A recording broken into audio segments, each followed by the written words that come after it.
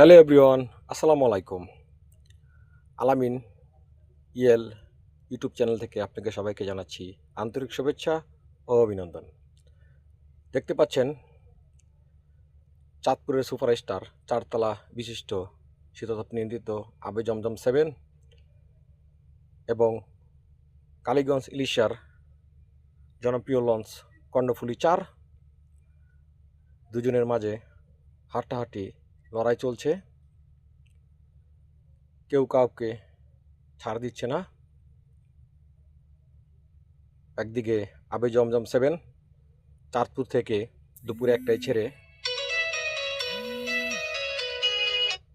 ঢাকায় যাচ্ছে এবং ইলিশা থেকে ছেড়ে আসা কর্ণফুলী 4 ঢাকার দিকে যাচ্ছে। দোনোটি কেউ কাউকে ছাড় দিচ্ছে না। দুজনের মধ্যে তুমুল লড়াই গতি চলে।